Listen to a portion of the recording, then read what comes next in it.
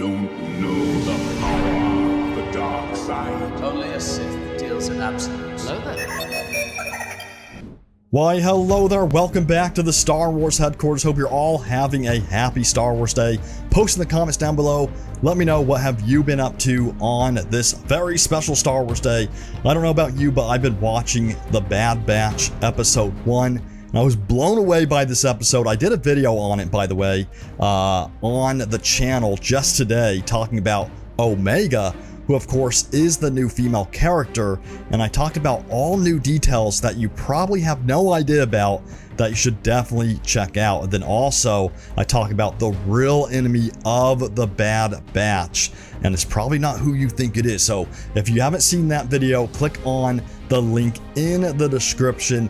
And in this video, we're talking about season 1 in its entirety, because they revealed just how many episodes we can expect in season 1. So I'm going to jump right into it right now for you all.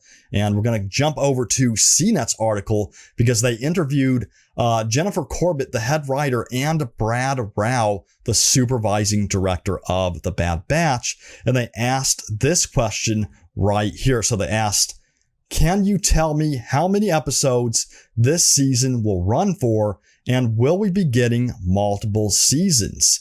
And Brad Rao responds, said, we have 16 episodes in season 1. That's insane. 16 episodes. And then he goes on to say, we can't confirm any more than that, but we have high hopes. We love these characters. We'd love to keep telling these stories. And I really hope we get a season 2. Of course, we have an entire 15 episodes to get through, so hopefully they can keep the quality up to the standards that episode 1 set, because I think episode 1, man, it was amazing. Like, they're going to have to really keep that bar high throughout the rest of the season. And as long as it has a really, really solid finish, I think fans are really going to demand a second season. So hopefully we do get that second season. Now, in terms of the episode titles, according to IGN, both the episode 2 and 3 titles were recently leaked. So I'm going to check that out and switch over to IGN here. So it says right here, episode 2 will be called Cut and Run.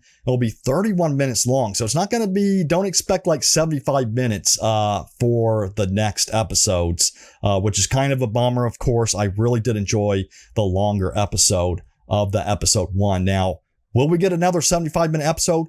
I wouldn't be surprised if the finale is a longer episode, of course. Now, episode 2 is also called the description is The Bad Batch Visit an Old Contact, which is not surprising because, as we know, at the end of episode 1, they're going to be heading to a planet to meet up with somebody, and many people believe it's Captain Rex, who, of course, was shown in the Bad Batch trailer. Now, episode 3 is called Replacements, according to this leak, and it's going to be 28 minutes long, and its description is the Bad Batch gets stuck on a desolate moon. So, who knows what that means?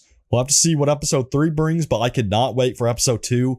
If you didn't know, episode 2 premieres literally in only a couple days on Friday, May 7th. So it's right around the corner. And again, super excited for that one. I'll be doing videos on that. So if you're not subscribed to the channel, hit that subscribe button and turn on, or ring the bell, I should say, to be notified of new upcoming videos. Now, in terms of the individual episodes, Brad Rao and Jennifer Corbett talked about this and what we can expect for each episode. Now, this is what Entertainment Weekly asked both Jennifer and Brad about this. They asked, how much is the show going to be individual missions, and how much will be bigger serialized arcs, Brad? And then Brad Rao response said, the way we approach it is from beginning to end, things happen and will create consequences that affect our characters all the way through. So there's not a reset, but there are definitely some standalone adventures, and there are other storylines that continue throughout. So it is conceived of more as standalone episodes, but we have arcs that go all the way from the beginning to the end. And then Jennifer Corbett said the following. She said, every episode is an individual adventure. I can say that in terms of serialized, it's very much like Rebels in that sense. It's not like Clone Wars, where we'll have a 4-episode arc which fit that series because it's usually about a battlefront. But this is a little different.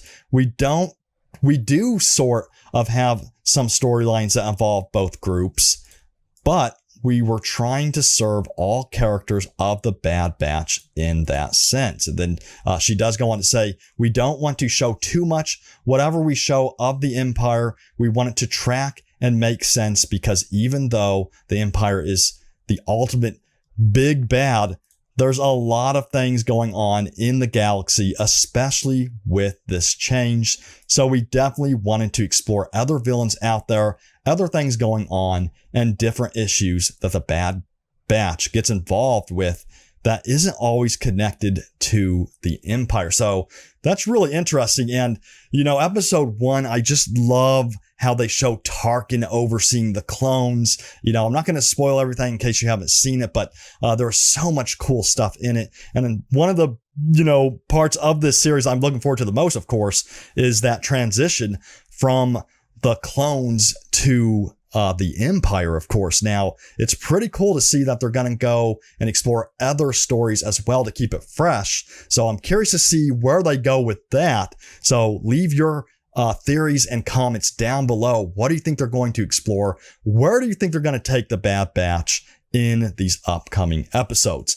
Now, let's go ahead and jump over to Samuel L. Jackson's post on Instagram. Samuel L. Jackson is having a blast on Star Wars Day, and he posted this right here. Of course, he's got his Mace Windu lightsaber shirt. He's rocking that. I love it. And then he said, "May the 4th be with you." And then he put hashtag Mace lives. Now, some people just think this is a simple thing he's saying. They're not reading into it too much. And other fans believe that he's trying to say, hey guys, Mace Windu is alive.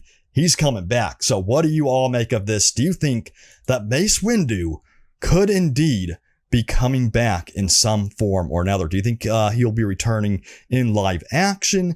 Do you think he'll be returning in an animated series?